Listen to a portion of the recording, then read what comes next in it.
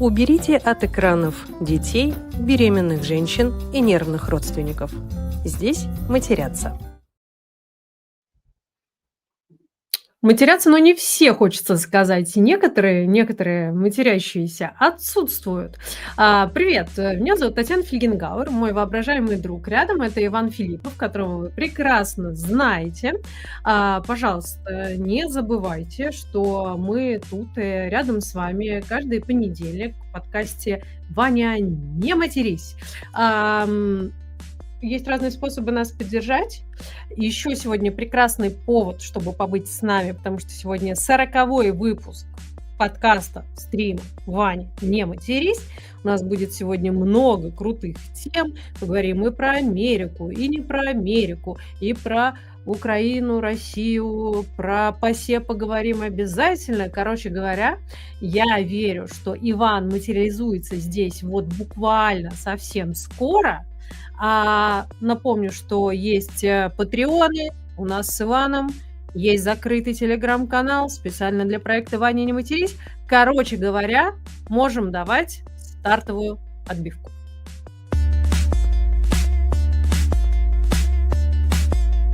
Ваня, не матерись. Блять.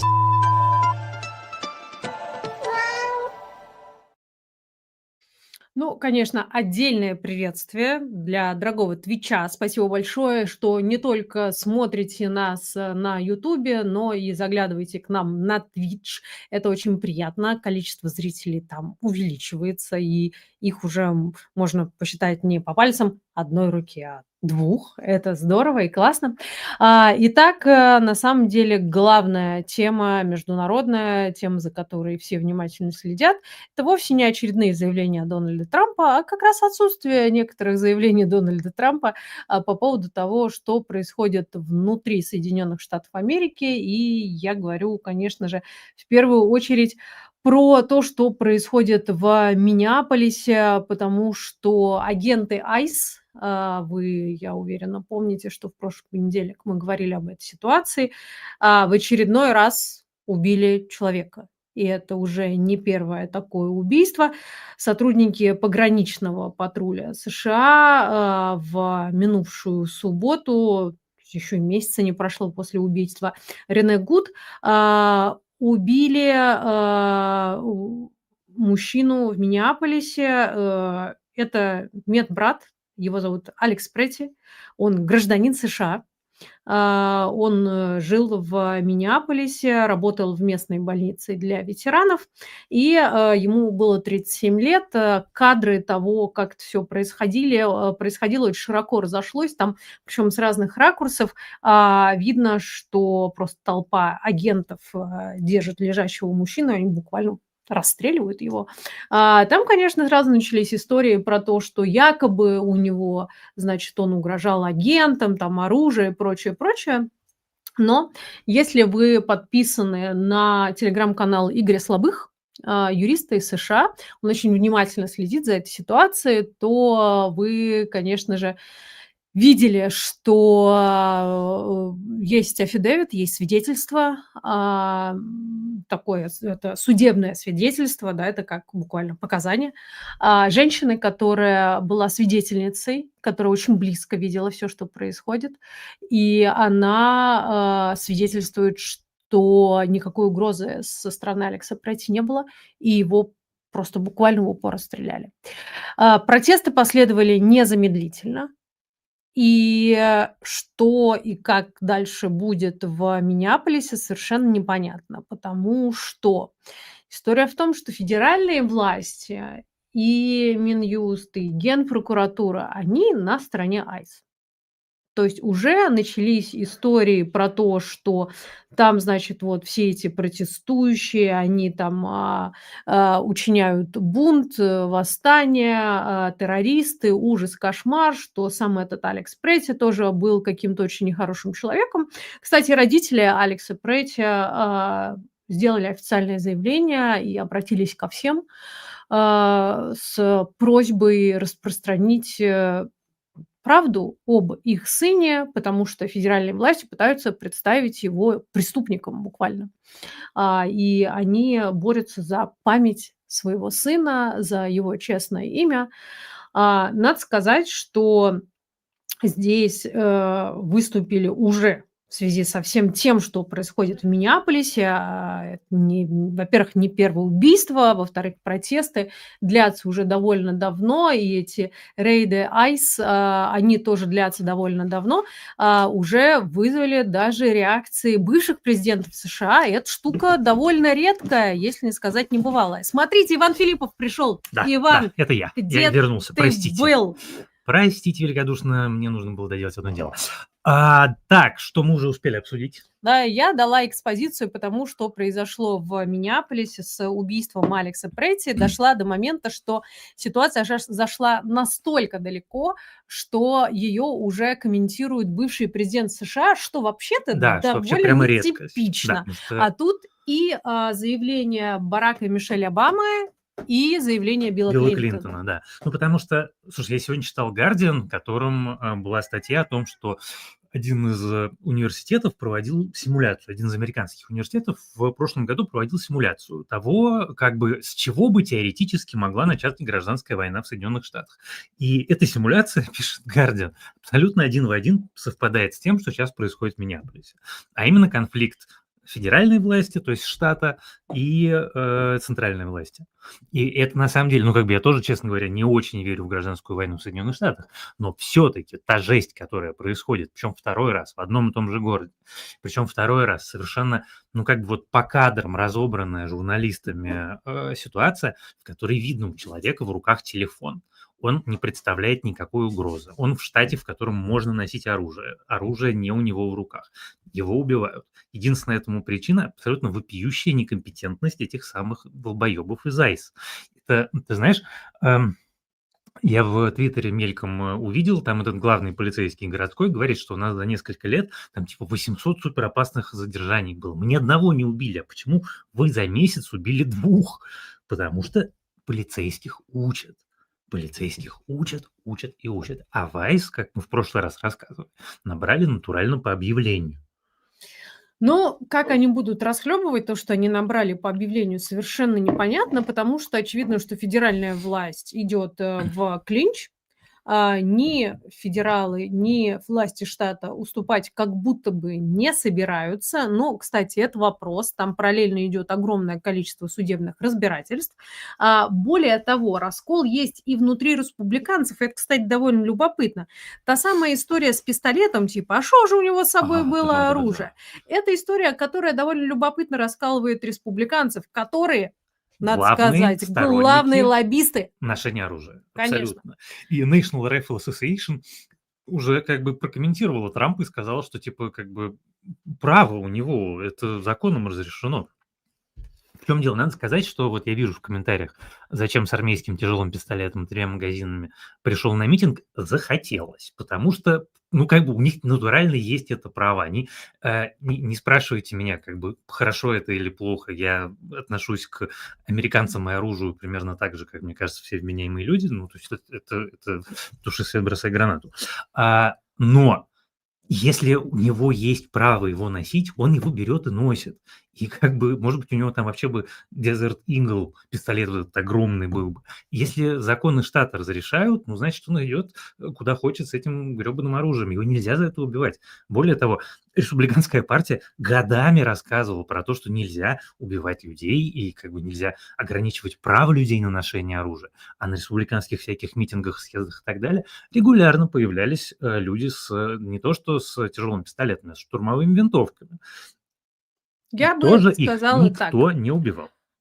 Политический кризис, который уже явно сформировался благодаря, в кавычках, действиям агентов ICE и спровоцирован... Вань, ну ты достал заливать стол водой. Потому что здесь штука. Эта штука называется микрофон. Иван, Ну, мы ею хорошо. работаем, этой штукой. Я бы попросила режиссера нашего эфира принести нам салфеточку, потому что Иван пытается сорвать эфир. Сначала он на него не пришел, потом он залил его водой. Так ты хочешь отпраздновать 40-й эпизод нашего стрима? Нет, не так. У него штука. Я поднимаю стакан, и она Штука у него. цепляется. Вот и агенты ICE тоже так говорили. У него штука. Нет, у него не штука, у него был телефон. Спасибо большое. Благодарю вас, благодарю вас. Экстренная помощь. Вообще можно было бы, конечно, протереть котом Каспером, но он что-то сам Не, протирается он сам там. протирается. Кот Каспер сам протирается. Короче говоря, политический кризис, спровоцированный действиями и решениями Дональда Трампа, я думаю, по Дональду Трампу так или иначе ударят, потому что все чаще звучит слово «шатдаун». Ну, во-первых. Что там, как они будут дальше работать в своем американском, так сказать, Во-вторых, правительстве, звучит мне слово ясно. импичмент. В-третьих, не первый раз, ну, как бы, в общем, и мы вспоминаем, и люди, которые пишут про американскую политику, вспоминают про то, что впереди выборы. А Трамп, сосредоточенный на внешней политике, которая американскому избирателю, ну, как бы, которую американский избиратель в гробу видал. Вообще, американский избиратель мечтал об America First, когда он выбирал Трампа. Ему очень хотелось, чтобы у него яйца в магазине куриные стоили не так дорого. А о том, чтобы были беспорядки в крупнейших американских городах и об оккупации Гренландии, избиратель Трампа совершенно не мечтал. Поэтому, на самом деле, все это тем или иным образом влияет и на его рейтинг, и на, в общем, рейтинг республиканской партии. И в республиканской партии это очень, мне кажется, неплохо понимают. Просто другое дело, что против Трампа, как показывает опыт, республиканцам выступать очень сложно, потому что он мелочный, мстительный и, в общем, ну, как бы могущественный, прости господи. Да, но я думаю, что, конечно, нас ждет довольно интенсивное развитие событий, потому что протесты не утихают. Что касается выступлений бывших президентов, то они, с одной стороны, призывают не молчать, с другой стороны, подчеркивают, что действия должны быть электоральными. Ну, то есть, Ну, типа, да. идите и проголосуйте против. Против это, конечно, хорошо, мы знаем вот это вот за любую другую партию, кроме. Мы такое уже видели. Но, черт побери, я не очень понимаю, как это может сработать в США. В любом случае, конечно, драматическое развитие событий, и надо сказать, что про это, ну, буквально на первых полосах пишет пресса не только в США. Ну, то есть, если посмотреть на немецкую прессу, тут про это очень много Да, про пишут. это очень много. И, Слушай, ну, ну, справедливости вообще на ради, первых даже на наших страницах. протестах, вот на тех, на которые мы в Москве ходили, никого не убивали. Ну да, там было очень много жести, очень много ужасной жести. Но вот так, чтобы московский мент достал пистолет и застрелил человека на митинге, такого даже у нас, простите, не было. А это, как сказать, saying something. Вот, поэтому я еще, знаешь, что я еще, разумеется, вспомню фильм, который американцы все дружно вспомнили. Это фильм «Гражданская война» Алекса Гарланда, который, собственно, про гражданскую войну в Соединенных Штатах, и который, честно говоря, я рекомендую. Наверное, это не лучший фильм Алекса Гарланда, но это очень хороший фильм. И там есть, конечно, сцена, которую, вот, по крайней мере, американские соцмедиа все цитируют. Это вот, когда один из вооруженных, я не знаю, как он сказать, повстанцев, встречает мирную журналистку, и она ему говорит, типа, не трогай нас, мы американцы. Говорит, а какие именно вы американцы? И вот этот вот момент, когда вдруг оказывается, он как бы, это самый страшный момент в фильме на самом деле, потому что не только потому, что происходит после этого разговора, но и в принципе потому, что это такой, знаешь, водораздел, типа, что есть американцы правильные, есть американцы неправильные. И вот этот вот момент, собственно, его не просто так вспоминают, потому что это ровно то, что происходит в Миннеаполисе. Когда вдруг оказывается, что есть как бы правильные американцы, которым можно носить оружие, есть неправильные американцы, которых можно впятером валить на землю и, значит, расстреливать. И для Соединенных Штатов это на самом деле проблема, которая не связана с политикой. Она связана с тем, что если сейчас ICE, Трамп отстоит ICE и никого не покарают, и никого не накажут по закону за 2 смерти, то это шаг в сторону к полицейскому государству, в котором полицейским можно будет все. И да, в этом государстве на, как сказать, принадлежность электоральную, ну, в смысле, какой партии ты принадлежишь, всем будет более-менее поебать, потому что просто это будет место, в котором власть у полицейского, власть у человека в форме. Мы в такой стране жили довольно долго. Это очень неприятно. Поэтому, дорогие американцы, ну, как бы имеет смысл этого избегать по возможности. Вот, но, разумеется, трагические события человечество пытается осмыслить и через юмор. И поэтому появился очень смешной мем. Да, дело в том, Который мы что, показываем. конечно, один из, по-моему, сенаторов, или конгрессменов, не помню. Да, тут, Да-да-да. значит, вот Значит, люди мем, пытаются что доказать, как что у теперь них нужно передвигаться по улицам американских городов. Это вот наглядная иллюстрация. Да, а мне еще очень понравилась, запись, значит, одного, по-моему, конгрессмена, республиканец, который сказал: "Не, ну оружие, конечно, можно носить, да, но как бы вот если вы идете типа мимо агентов ВАЙС или полиции, тогда лучше не носить". Вот, и мне нравится, как они пытаются, как бы Отползают. вот этот, конечно, вторая поправка есть, но она как бы, ну, такая вот, знаете, как бы, все животные равны, но некоторые равнее других. Это выглядит просто жалко.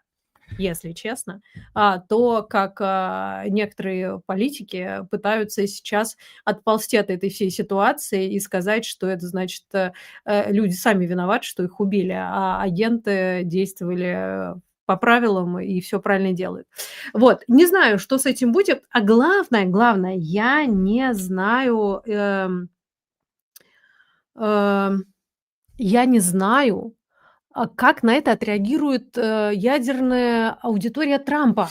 Слушай, ядерная аудитория Трампа, на самом деле, все-таки там есть часть, которая просто, в принципе, смотрит ему, как сказать, в рот и делает все, что он делает. Она на это отреагирует так, как он на это отреагирует, скажет там, типа, наших бьют, даешь, и все на свете.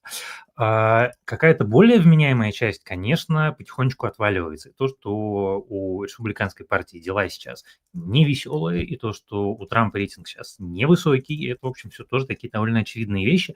Ничему это не помогает в его. Поэтому можем, собственно, перейти к следующей нашей иностранной теме, а именно к разговору про Гренландию. Потому что на прошлой неделе натурально весь мир стоял на ушах, что американские команды сейчас высадятся в Гренландии. Трамп говорил, Гренландия наша. Европа дружно, вот натурально вся Европа, весь континент объединился и пытался успокоить: дедушка, тебе не нужна Гренландия, пожалуйста, не надо Гренландию. Успокоить получилось, кажется, только у генсека НАТО, который, в общем, объяснил Трампу, что у него есть и так, у Америки есть права на строительство военных баз на территории Гренландии, поэтому, ну, как бы и все. И вот был кризис и исчез. Это, знаешь, на самом деле я хочу сказать тебе, что меня это немножечко, как бы так сказать, ну, не то чтобы разочаровало, слава богу, что он пришел в себя, но я, если честно, страшно сердита на Дональда Трампа, потому что он, ну, помимо того, что все опять шутят про Трамп-тако, что он опять такой, типа: "Сейчас я всех захвачу, сейчас вот это вот все". И даже там появились эти, какие-то уморительные, рисунки, нейросеточные, где Дональд Трамп и пингвин в Да-да-да, подожди, Гренландии. смотри, нет, пингвин появился в официальном аккаунте Белого дома. Это очень важный момент. Да, Это, ну, мы как и сейчас нам Ром покажет, этот пингвин с Трампом за ручку, уходящий, значит, по гренландскому льду, это официальное творчество пресс-службы Белого дома. А, Я считаю, что в Гренландии пингвинов не водится. они таким образом решили показать, что пингвины решили поддержать Дональда Трампа, и они так отчаянно сильно хотели, поддержать его, что аж из Антарктиды снарядили одного пингвина, чтобы он прошелся, Специального. да, Дональдом Трампом. Это ужасно смешно. Но, с другой И стороны, это это очень было нелепо. смешно, и это было нелепо. Но потом появились мемы, которые обыгрывали эту ситуацию, и они были хороши. Рома сейчас нам их покажет. Да, это было прям, творчество чистой воды и, прям Да, вот это вот, значит, очень.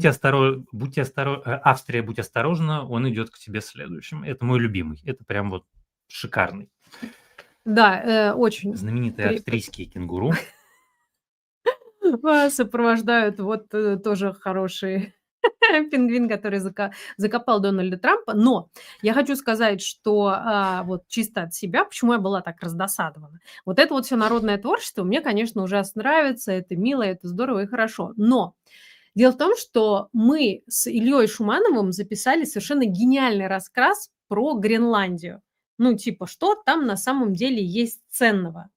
Чё туда, прется Трамп, и есть ли там какие-то интересы России и прочее, прочее, прочее. Дальше уже шире про Арктику. И мы планировали опубликовать это утром на волне вот этого всего А Трамп хайпа, взял и что съехал. сейчас, да, Гренландию будут захватывать.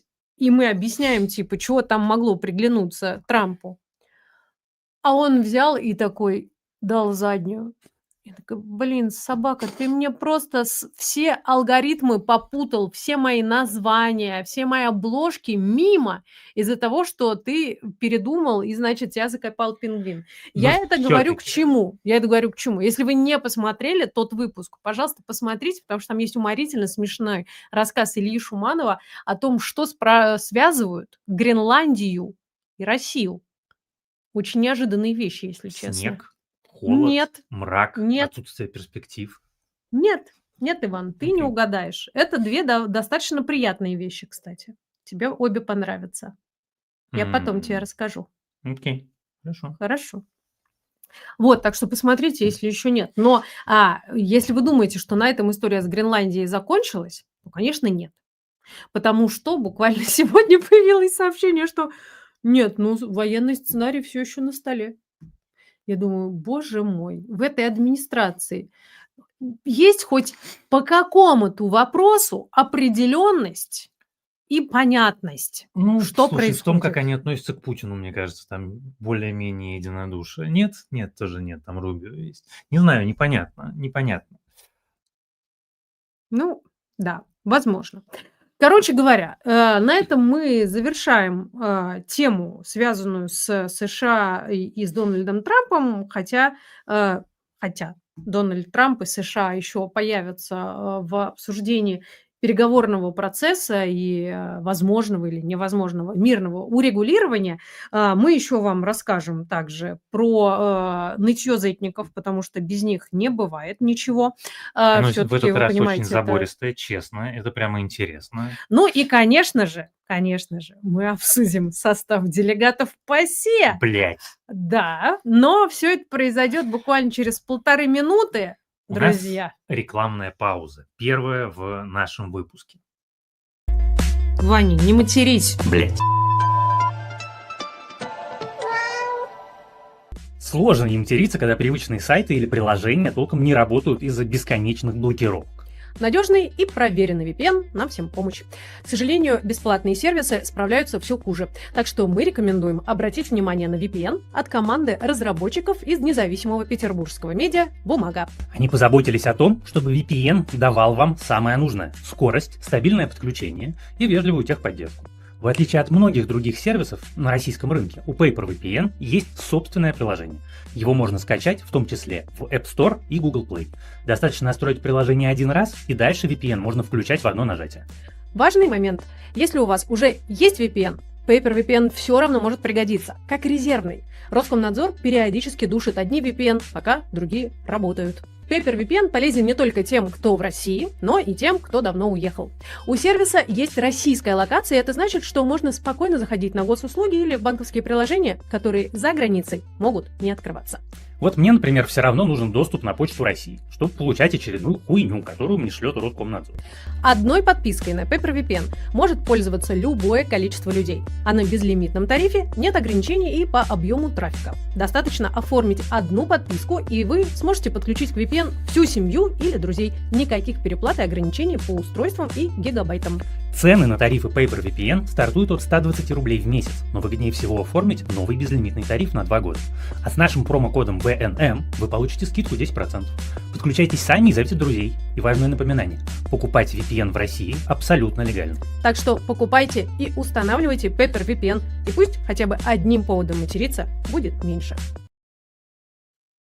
Ну что, друзья, в описании заглядывайте, там есть ссылка и наш промокод, а я поясню, что за голосование было у нас прямо сейчас, потому что один из наших зрителей очень остроумно пошутил, что Иван, который сначала прибежал позднее, а потом разлил воду, ну чисто кот.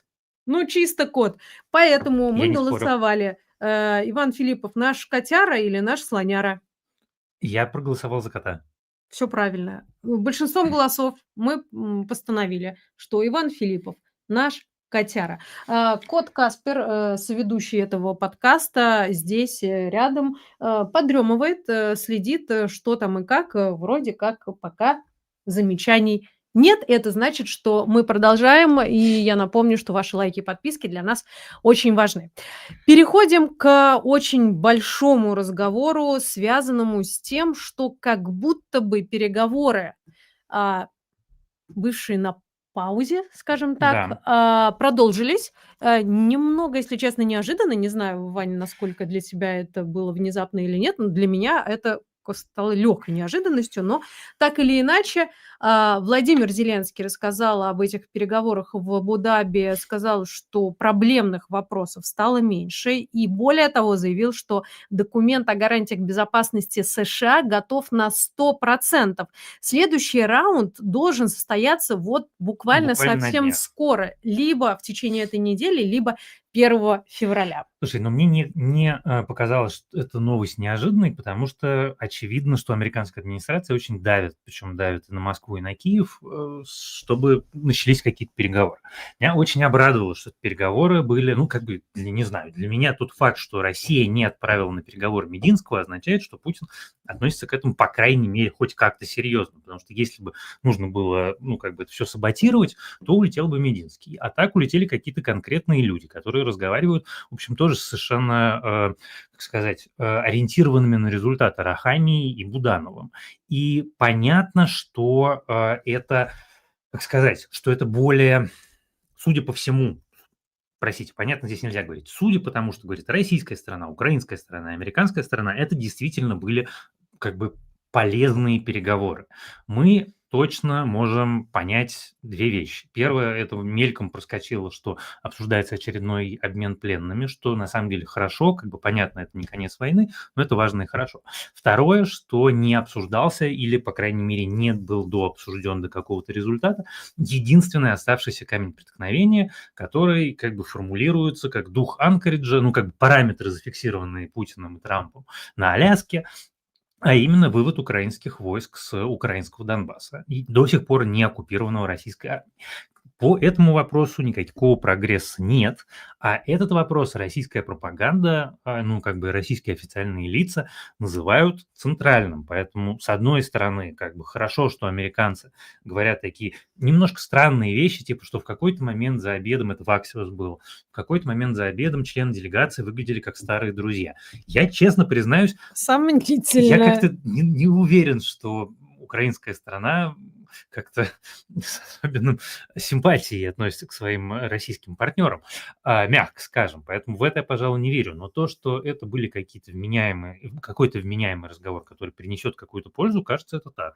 Но с другой стороны, мы слышим какие-то довольно оптимистичные заявления от американской стороны, которые при этом лично мне не внушают никакого оптимизма. Я им не верю, тем более, знаете, Уитков вам не такое расскажет. Я в большей степени ориентируюсь на настроение, впечатление Владимира Зеленского, но при этом нельзя игнорировать и заявление пресс-секретаря Владимира Путина Дмитрия Пескова, а он, надо сказать, сильно очень снижает, да, какой-то подъем. Во-первых, он говорит, что та встреча, которая была в Абу-Даби, это начало работы на экспертном уровне, да, то есть он прям сразу это уводит скорее вниз. Говорит, что, ну, не надо переоценивать и ожидать каких-то супер прорывов. Плюс он довольно интересно. Рассказал про Трампа. Да, давайте послушаем. Опытный политик, который базирует свои подходы на принципах бизнеса, сурового, беспощадного бизнеса. И он отстаивает и свои интересы, конечно, в первую очередь, и интересы своей страны. Методы, к которым он прибегает, они не совсем корреспондируются с нашими подходами о многополярном мире. Трамп все-таки является сторонником решения всего через коленку. По-русски он говорит, что решение через силу. По-нашему это решение нагибать через колено. И те, кто нагибаются, они будут дальше нагибаться. Главное, этого не делать нам. Тут вот и проговорился, мне кажется, Дмитрий Песков про то, что его прогибают, и он очень старается... Не прогибаться. Ты под знаешь, ну, изменчивые слушай, меры. все-таки, на самом деле, как бы, конечно, Песков большой мастер художественного свиста, но нужно помнить, что его слова все-таки значат не то чтобы супер много, и мы знаем 1001 пример, когда он говорил одно, а на следующий день происходило Конечно, радикально конечно. другое. Более того, и Владимир Путин, и Дмитрий Песков вслед за ним, они вообще очень часто устраивают в своих вот этих комментариях натуральную стопроцентную, ну, как бы проекцию, да, они проецируют то, что они делают сами, на других.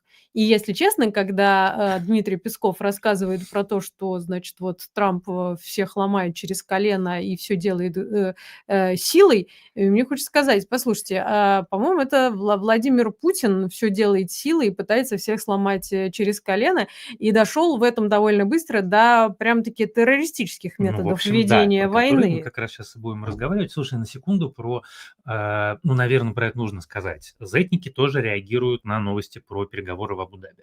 И с одной стороны, конечно, как это обычно бывает, там разговор про то, что не допустим договорничок и вот это вот все.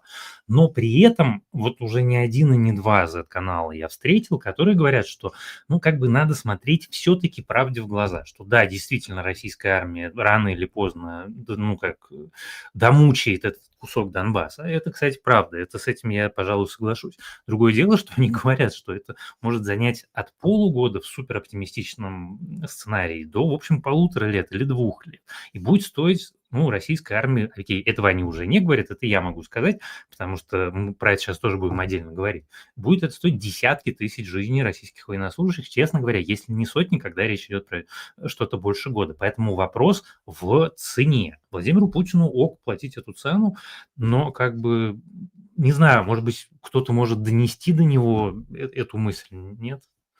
Не знаю, я, если честно, сомневаюсь. Но, кстати, если уж ты говоришь про зетников, то давай мы к следующей, теме перейдем через, вопрос.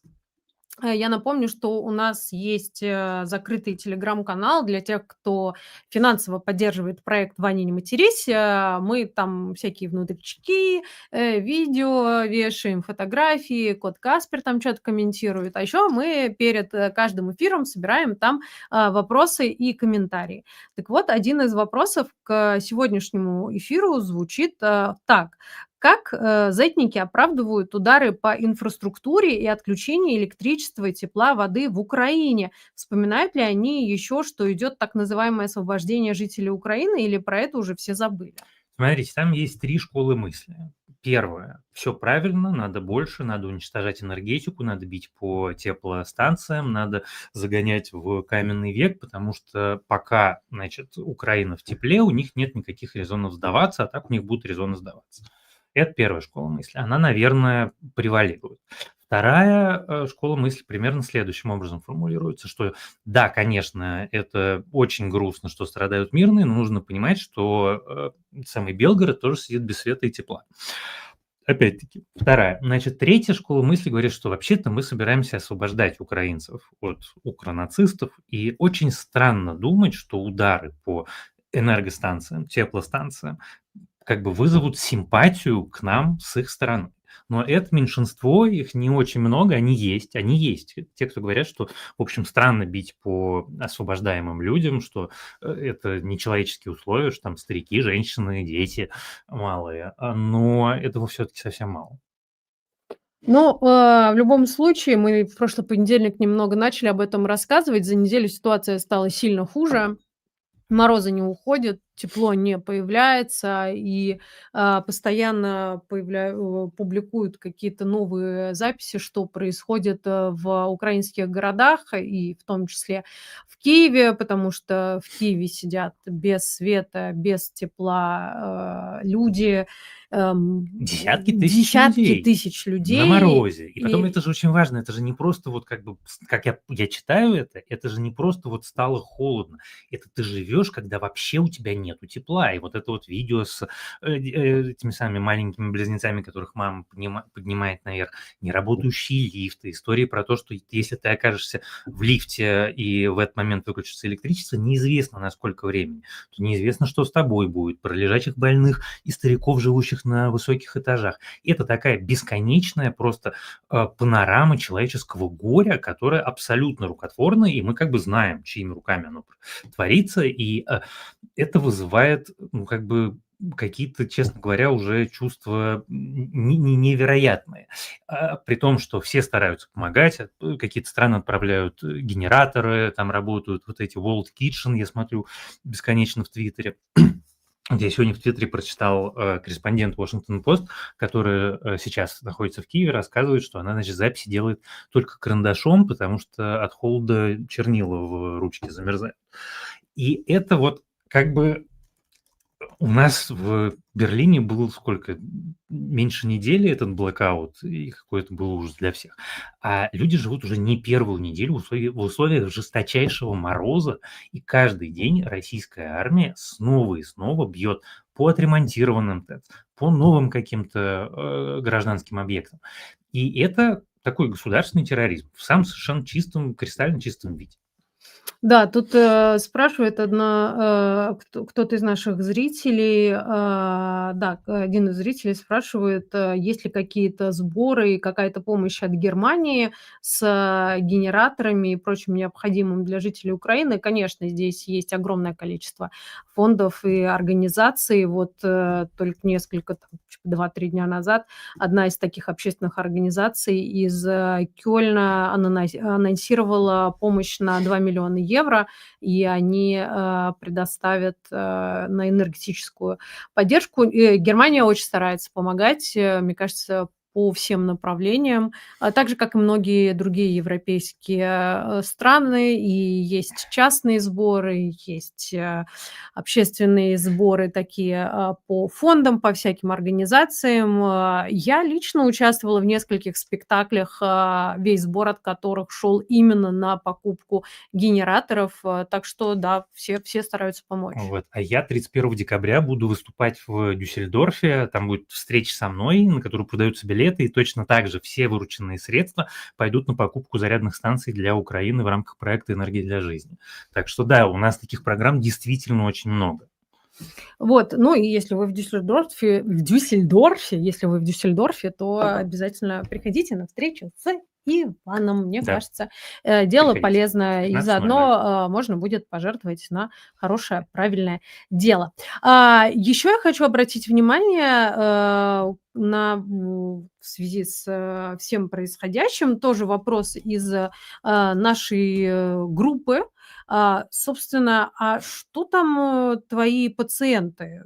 Про цели и задачи, прости господи, так называемого СВО после почти полных 4 лет они вспоминают Ну или да. уже похоронили? Нет, да, они периодически вспоминают. Проблема вот в чем. Проблема в том, что никакого четкого понимания нет. Вот есть, например, там, я не знаю, часть военных каналов, которые говорят, Донбасса мало, нужно там Одесса, Николаев, Харьков. А кем? У них нет на это ответа. Поэтому, на самом деле, они про это перестали часто писать. И сейчас вот такой, как бы сказать, очень зыбкий консенсус, что, с одной стороны, мы про цели СВО ничего не понимаем, с другой стороны, договорничка тоже не хотим, но при этом какие, как бы, у этого всего альтернативы тоже категорически непонятны. И вот, как бы, если начать разговор по существу, то ни у кого из каналов ответа на это нет. Что, в общем, ну, наверное, даже не удивительно. Слушай, а если в целом подводить итоги недели по вою, то Вою очень что много. беспокоит прямо сейчас твоих Значит, пациентов? смотри, вою очень много. Во-первых, появилось это явление, которое сопровождает войну с первых дней. Это доклады военных об успехах, которые на самом деле существуют только на бумаге. Это называется война в кредит, к этому мы все привыкли. Но рассказывали, кстати, на прошлой начиная с неделе. Нового года это идет нон-стоп. Просто нон-стоп. Вот вчера написал один из военных волонтеров, на некоторых участках отличие закрасов от реальной линии боевого соприкосновения достигает расстояний 8-10 километров. То есть ты понимаешь, да? То есть ты отчитываешься о том, что ты взял какое-то село, до которого тебе еще нужно 10 километров пройти, в общем, с боями. Это не в Вань, смысле пешком. слушай, я вот, честное слово, это когда запись появилась? Вчера? Это воскресное. Воскресная запись.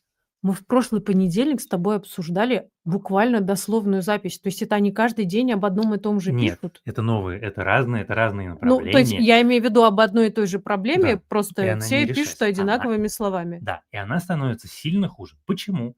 Почему? Почему по свидетельству погруженных в детали военнослужащих, пишет волонтер Романов, причина таких закрасов идет отнюдь не снизу, а является результатом требований Генерального штаба. Генеральный штаб велел побеждать. Генеральному штабу нужны победы, нужно укрепление переговорного фонда. Поскольку на земле победы достичь не могут, они их рисуют. А дальше, я про это все рассказывал. Это как бы каждый такой закрас, это дополнительные сотни, иногда там в каких-то случаях тысячи жизней российских военных, которых бросают, как сказать, приводить в соответствие виртуальную карту и реальную карту. Но самая интересная история у зетников вот в чем. Есть такой генерал Сухраб Ахмедов.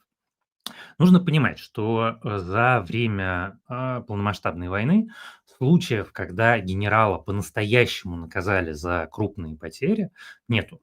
Их, худшее, что с тобой может случиться, тебя, как этого генерала Макаревича, отправят в Венесуэлу. Вот это вот просто натурально худшее, что возможно, за потери. Есть генерал Сухраб Ахмедов, который очень любит, это натурально его излюбленная тактика. Он известен посыланием российских солдат на минные поля, он известен посыланием техники под дроны и артиллерию колоннами. И вот эти вот бесконечные видео с горящими колоннами российской техники, которые в чистом поле уничтожают, это в основном имени Сухраба Ахмедова.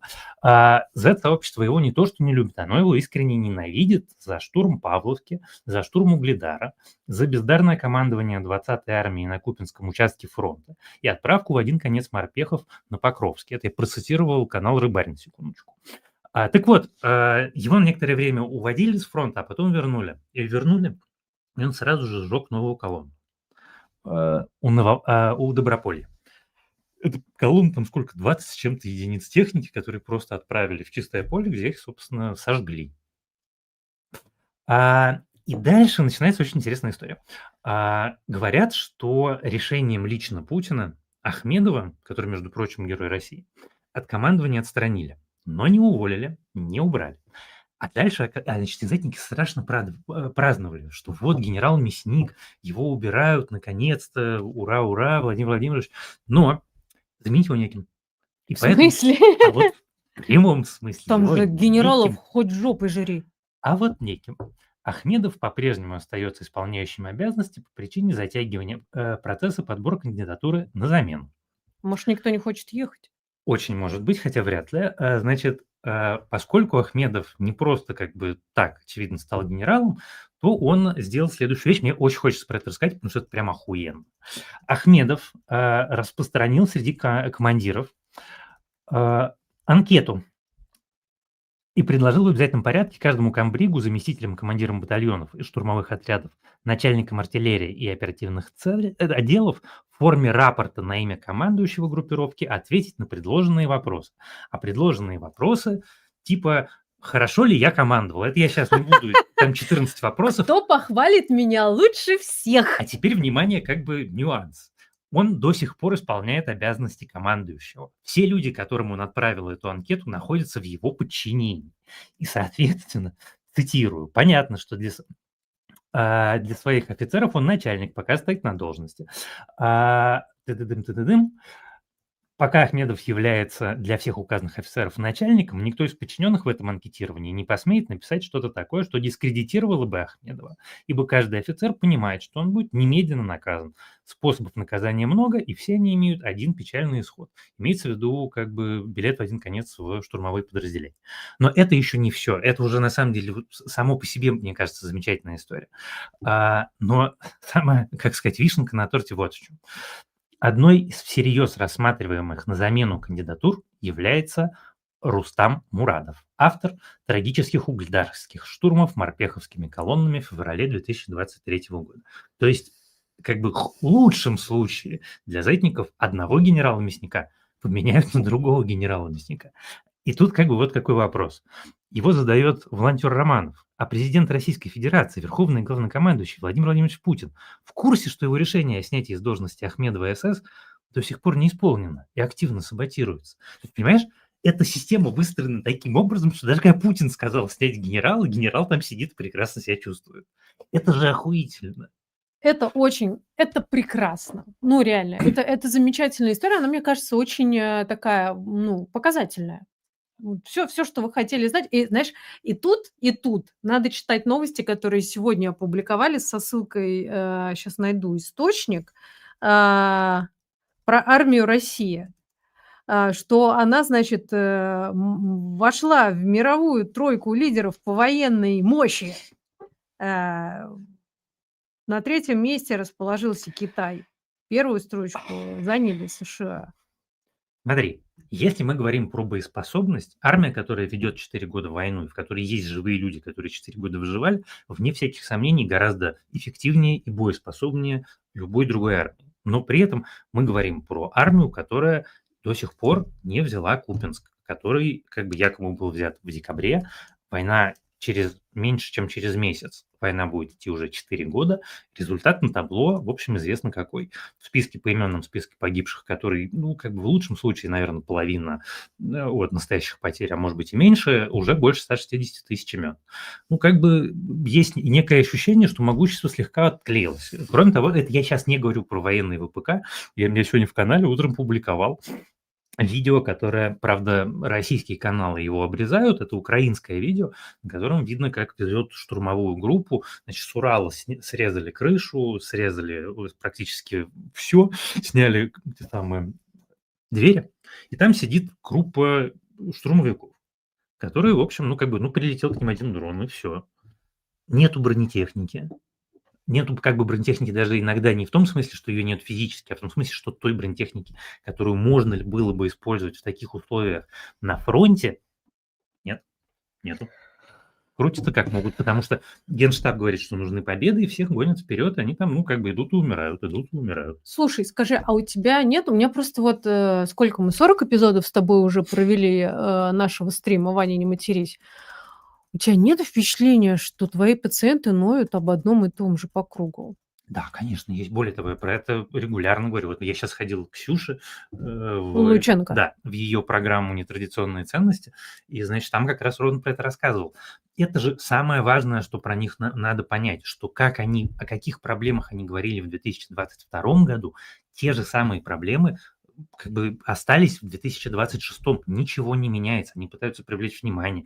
Они заклинают Министерство обороны, кого угодно, что угодно. Спасите, помогите, исправьте. Сделайте? Нет, это не меняется. Это на самом деле, это самая позитивная новость из всех возможных, что вот обычно, когда армия сталкивается в войне с проблемами, которые мешают ей победить, она идет и пытается что-то сделать. Там зетники очень хвалят, они понятно, что это очень, специальная похвала нового министра обороны Украины. Им он очень нравится. Им кажется, что он проводит правильную кадровую политику. Им тоже такого очень хочется, потому что у них министр обороны, который сказал, ошибаться можно, врать нельзя, и с тех пор пиздит безостановочно уже 14-й какой-нибудь месяц. А им очень хочется молодого, Что талантливого, поделать? который возьмет что-то. И что? И что из этого?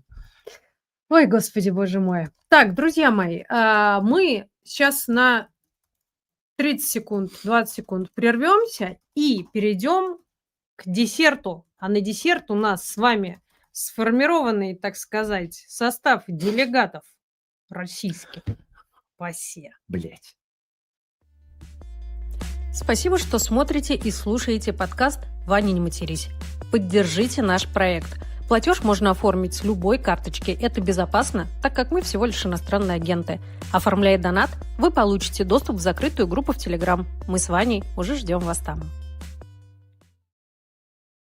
Да, но мы к десерту перейдем чуть-чуть позднее. Сейчас очень коротко, буквально 2 новости. Первое про СВОшников на гражданке, ну, потому что ноют зетники про то, что происходит на фронте, но иногда они ноют и про то, что происходит с теми, кто с войны возвращается.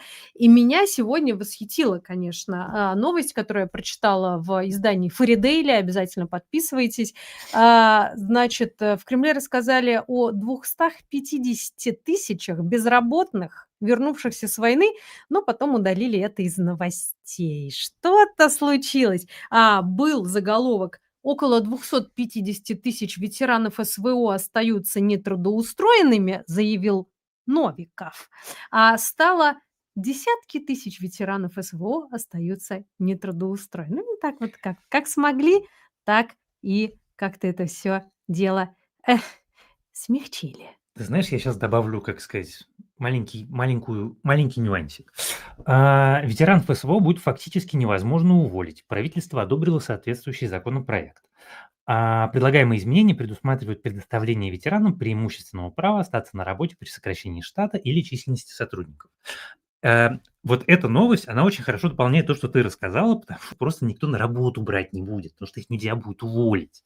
И они про это знают, они про это периодически говорят. И это, конечно,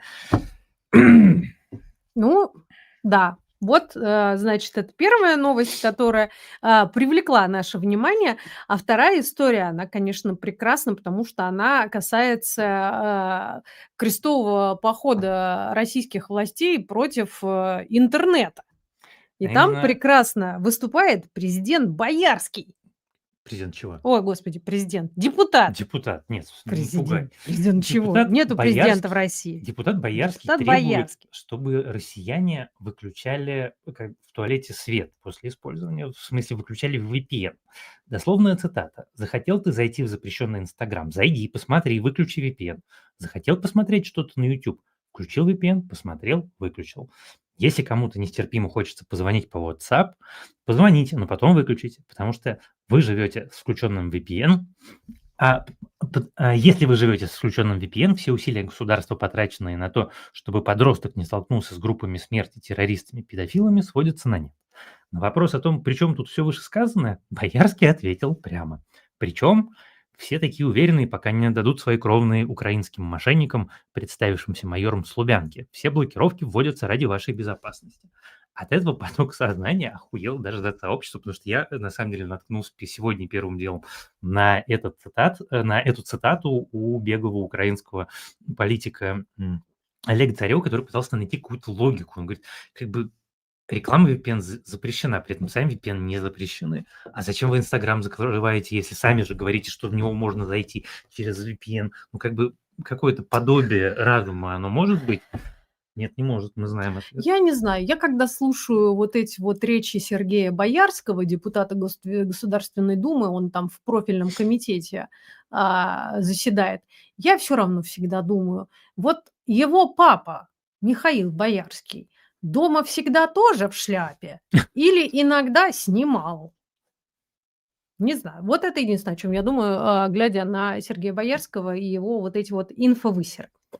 Так вот, друзья, я знаю, что большинство из вас здесь не только ради того, чтобы послушать про вой зетников, но и чтобы обсудить с нами, так сказать, одобренных, верифицированных с корочками и удостоверениями хороших русских. ПАСЕ выбрали, кто же будет делегатами, вот этот состав так называемой платформы российских демократических сил. Долго думали в Бюро парламентской ассамблеи Совета Европы. За то время, что они там думали, успел случиться примерзейший скандал. Да, про который мы Благодаря сейчас Гарри разговаривали. Климовичу Каспарову, я предполагаю, не без, так сказать, участия Михаила Ходорковского. Ну, короче говоря, все-таки думали и, наконец, додумали. Изначально думали, кстати, что там будет 12 человек. В итоге их стало 15, так сказать, за время пути платформа смогла подрасти. Вот. И там 10 человек от так называемых демократических сил, а 5 от коренных народов и нацменьшинств. Значит, кто все эти люди? Платформу будет возглавлять, собственно, президент ПАСЕ, а вот участники нового объединения смогут присутствовать, и даже по согласованию с председателем выступать на заседаниях и мероприятиях, которые проходят в рамках сессий ПАСЕ. Итак, кто прошел, в этот список? Глава Free Rush Foundation Наталья Арно. Я думаю, что вы ее прекрасно знаете. Я с Наташей знакома лично и довольно давно. Далее, Дмитрий Гудков, человек, который был в Государственной Думе в 2011-2016 годах. Он состоит в антивоенном комитете и что-то там делает. Марк Фейгин, адвокат, был выдвинут в форум «Свободной России». Владимир Кара-Мурза, политик, вице-президент Free Russia Foundation. Гарри Каспаров, Михаил Ходорковский, правозащитник и Что Гарри сопредседатель... Каспарова не А я представил? сейчас хочу отдельно сказать. Хорошо. Правозащитник и сопредседатель Центра защиты прав человека «Мемориал» Олег Орлов, врач и волонтер Андрей Волна, общественный деятель и соратница Алексея Навального Любовь Соболь и феминистка, акционистка самовыдвиженка Надежда Толоконникова. От представителей коренных народов России я просто никого не знаю. Я знаю. Но Поэтому давай мы можешь назовем имена. Руслан Кутаев, Екатерина Кузнецова. Я знаю Василия Батлая-Матенова. Мы с ним пересекались на одном мероприятии. Он основатель независимого паблика «Азиаты России». Батлай очень активный. Я знаю Лану Пылаеву. Она руководительница независимого регионального издания «Коми Дейли». Лана совершенно чудесная, очень интересная, очень классная. И Павел Соландига, он защитник коренных малочисленных народов России, с ним я не знакома. А что ты хотел про Гарри Каспарова Сейчас, сказать? подожди, сначала хочу сказать хорошее. Давай. Что это? Как? Во-первых, мне, конечно, удивительно. Вот «Медуза» проводила голосование, кого вы хотите видеть в этой миссии ПАСЕ, с колоссальным отрывом от ближайшего соперника выиграла Екатерина Михайловна Шульман. Есть Екатерина Михайловна Шульман в ПАСЕ? Нет, ее там нет. Но при этом она нашла теплые слова, которые можно сказать про этих людей. Нельзя не порадоваться появлению там Дмитрия Гудкова, который, пожалуй, больше всех сделал для того, чтобы платформа состоялась. Владимира Кара-Мурзы, чья международная известность и опыт необходимы платформе. Олега Орлова, одного из самых авторитетных правозащитников нашего времени. Говорит Шульман. И с этим я, наверное, соглашусь. А вот с тем, что, прости господи, от лица российской оппозиции, от лица меня лично будет говорить Марк Фейгин, Михаил Ходорковский и Гарри Каспаров, которые, ничем из всех своих выступлений за последние много лет не показали, что они как-то даже симпатизируют российской оппозиции, гражданам России, антивоенным или кому-то еще, и которые несут какую-то, Сейчас, подожди, я сформулирую коротко и точно, что Пиздец. выбрали в ПАСЕ людей, вот этих вот конкретно, с которыми я на одном поле срать не сяду. Они должны якобы представлять мои интересы и быть моим голосом. Ёб вашу мать. Нет, Иван, это работает не так. Нигде не сказано, что вот эти 15 человек, каждый из этих 15 будет представлять твои интересы. Нет, твои интересы будет представлять, не знаю, там Владимир Кара-Мурза или Наталья Арно или Олег Орлов. Да даже, прости господи, Дмитрий Гудков может представлять твои интересы. А Гарри Каспаров будет представлять интересы Гарри Каспарова и Михаила Ходорковского. Да. Точно так же, как Марк Фейгин. Ой, слушай, можно я воспользуюсь моментом и расскажу свой любимый анекдот про Марка Фейгина? Ну-ка, давай. Прокуратор Иудеи уже хотел отпустить бродячего проповедника, но тут из толпы выступил Марк Фейгин. Иван. Простите. Ой. При этом, отмечаю, я нашел цитату, которая мне очень нравится. Ассамблея заявила, что делегатами платформы должны стать лица высочайшего морального облика. Да. Что я могу сказать? Я с симпатией отношусь к Любви Соболь и к Надежде Толоконниковой, но я не могу. Каспаров, он чемпион, его все знают. У меня нет вопросов про шахматы. Если бы мы выбирали кого-то, кто будет заниматься шахматами, я бы, не имел никаких возражений, наоборот, я бы поддерживал. Но, блядь. Вот так, что там, что я могу сказать? Вот так вот выбрали, выбирали и выбрали. Вообще у меня есть впечатление, что в целом Михаил Ходорковский как будто бы добился своего, потому что, так сказать, его курья, она самая представительная. То есть его люди, так или иначе с ним связанные, его активнейшим образом поддерживающие. Это же всегда видно, знаешь, когда там случается какой-то очередной скандал, и большинство из этих людей, не все, но многие, они не могут сдержаться, они немедленно идут комментировать в Facebook. И И в Твиттер. некоторые прям очень много любят написать в Фейсбуке, очень эмоционально. Вот, и ты прям сразу видишь там, типа, вот это вот группа Ходорковского. Вот, и, ну, мне кажется, что Ходорковский своего добился. Он в этом, господи, прости, как это назвать, в составе этой группы, на этой платформе, и есть там, ну, едва ли не половина людей, которые за него, так сказать, за тебя, те всех за тебя, так Ну да. Ну, вот. про Каспарова вот пишут в комментариях очень правильно, что про Каспарова не удивляйтесь, его реально на Западе считают главой российской оппозиции. Блядь. Ну, хотя бы не Андрея Илларионова, и на том спасибо. Или Марк Фейгин. Но как бы хочется просто понять, ну как бы уровень осведомленности Гарри Кимовича Каспарова о проблемах россиян, о том, как, ну как бы вот о чем, в общем, более-менее угодно. Не говоря о том, что, я не знаю, ну как сказать, давайте оценим электоральный вес в России. Вот сейчас война закончилась, Путин исчез, Гарри Каспаров возвращается в Россию.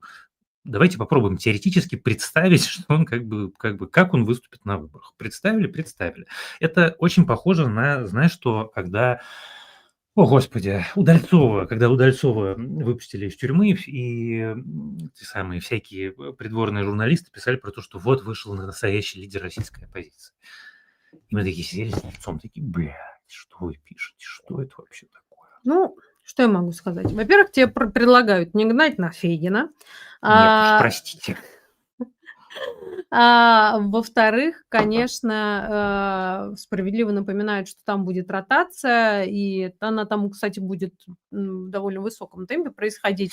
Так что да, это вот первая партия, посмотрим, как там дальше. Но в целом я считаю, что вреда от всего этого в целом особо нет. Если бы могли обойтись без того скандала, Гарри Кимович и Михаил Борисович, вообще было бы замечательно. Шли бы себе и шли, получили бы вы свои места в ПАСЕ. Ну вот вы их получили, что надо было устраивать-то, я не понимаю. Зачем? Потому что, ну, как бы репутация подмоченная, она осталась. Вот это случившееся никуда не делось. Люди-то запомнили.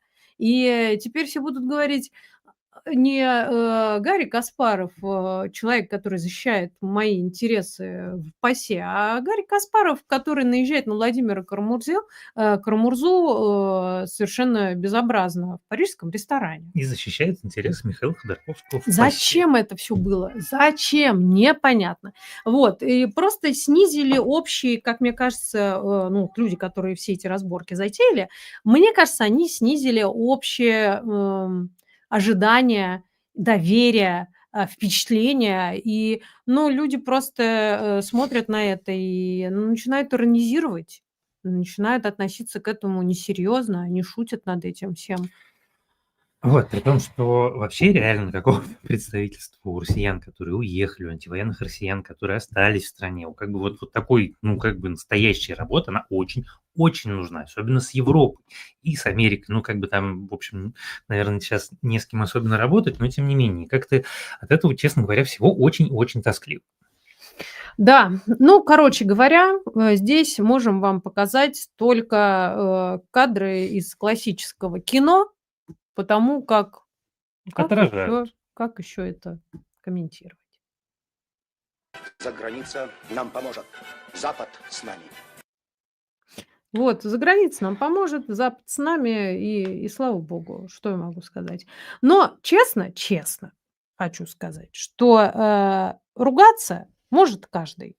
Давайте посмотрим, что и как там будет происходить. Мало ли, может, действительно польза какая-то от этого всего случится. Надо верить в лучшее, Иван, правда? Иван, правда? Ну да, наверное. Иван. Ох. Я леопарда на футболке, я боюсь леопардов. Понятно. Это партия Леопардов, едящих человеческие лица. пожирающих человеческие лица. Да, я их все собрала. Не Да. бойся, это добрые леопарды, хорошие. Вот, а у меня кот. Слушай, мы в результате так много разговаривали. Ну, Про 2 слова давай, два слова, пожалуйста, да. 2 слова. Ты про один сериал, и я про один сериал. Про один сериал. Давай. Хорошо, я скажу. Я получаю колоссальное удовольствие от второго сезона сериала «Ночной администратор». Это шикарная британская шпионская драма с... Как его зовут? Том Том Хиддлстон. С Хиддлстон, Томом да. Хиддлстоном в главной роли. Вот просто первоклассная вещь, совершенно не оторваться. Венесуэла, попытка госпереворота, торговля оружием, заговоры, красивые женщины, не менее красивые мужчины. И вообще, ну, как бы очень прямо А мне ты нравится. обещал посмотреть первую серию «Рыцарей Семи Королевств». Я посмотрел первую серию «Рыцарей Семи Королевств», мне очень понравилось. Прямо очень понравился. Он, во-первых, он как бы берет и рассказывает... Это сериал, который приглашает нас в Вестерос, Вселенную, да. во вселенную «Игры престолов», которую мы не знаем, в которой не убивают и, значит, строят схемы, в которой есть юмор, бухло и танцы. И это страшно обаятельно. И там такой главный герой обаятельный, и это смешно, и очень симпатичный. В общем, я прямо очень доволен. Сегодня буду смотреть как раз вторую серию. Он в российском переводе вышел как... «Рыцарь Семи Королевств». Все равно «Рыцарь», Да, да, потому что да. ты его в прошлый раз назвал межевым, и Да, я потому что поэтому такой... он так назывался рассказ, по которому... Окей, хорошо. Сам сериал называется «Рыцари Семи Королевств». Я вам тоже порекомендую даже не мини-сериал, а нано-сериал. Я не знаю, как это еще назвать, потому что Netflix экранизировал роман Агаты Кристи «Тайны семи циферблатов». Замечательный роман. Я большая поклонница Агаты Кристи, я вообще люблю детективы. И я в нашем сериальном обзоре ваш гид по сериалам детективным. Так вот, Netflix сделал экранизацию, 3 эпизода. В целом можно было бы снять просто кино на 2,5 часа, но Netflix решил, что мелочиться, тем более, что каст совершенно гениальный. Это все невероятно красиво, стильно, изысканно, с потрясающими костюмами, невероятной операторской работой. Я получаю огромное удовольствие. Ну, плюс это, конечно, классическая тайна, классический детектив. Всячески рекомендую. Seven Dials, 7 циферблатов. Netflix порадовал меня прям очень-очень-очень. Ну, плюс всего 3 серии, так что, я думаю, никаких долгосрочных обязательств, скажем так. Много сразу наших зрителей сейчас спрашивают меня про футболку, поэтому сейчас я попробую вам еще раз рассказать. Значит, все свои футболки, которые у меня на любых эфирах, интервью, если вы не видите, что я в футболке, то это все футболки куплены на сайте, который называется threadless.com. Сейчас Рома выведет его на экран. Я там покупаю лет, наверное, 10. Это совершенно шикарное место, всячески советую. Да, вот у нас, да, все спрашивали про наши футболки. У меня футболка из First in Space, поэтому если вы в России, то просто заходите к ним на сайт, заказывайте примерно треть моего гардероба. Все оттуда. Так, ну что, я могу сказать, что к нам немедленно, вот стоило пошутить про Каспарова в ПАСЕ и Каспера в ПАСЕ, а также сказать что-то нехорошее про Михаила Ходорковского и всю эту ситуацию со Срачем. Так. Как тут же в комментарии пришли люди, которые нас ругают и говорят, что мы всякие ужасные, кошмарные, нехорошие люди. И, естественно, нам сразу что-то пишут про ФБК. Мы про ФБК ничего не говорили. Причем здесь вообще ФБК? Ну, это же, простите, это, как бы это методичка даже не в том смысле, что людям платят за это, а просто это такой рефлекс. Если мы против, значит, мы обязательно за кого-то. Это так не работает. Мир устроен существенно сложнее. Да, именно так. Ну что, сериалы порекомендовали, Про новости футболки главные обсудили, про футболки свои рассказали, VPN-бумагу не забывайте, у нас теперь там есть промокод, это важно, друзья мои, промокод Каспер. Роман Левитин, режиссер нашего эфира, сегодня очень старался, все помогал, включая уборку на столе. Кот Каспер проснулся и уже требует свою порцию еды. Иван Филиппов. Татьяна Фельгенгауэр. Мы идем праздновать 40-й эпизод, и вы займитесь тем же самым. Увидимся через неделю. Пока. Пока. Спасибо, что смотрите и слушаете подкаст «Ваня, не матерись». Поддержите наш проект. Платеж можно оформить с любой карточки. Это безопасно, так как мы всего лишь иностранные агенты. Оформляя донат, вы получите доступ в закрытую группу в Telegram. Мы с Ваней уже ждем вас там.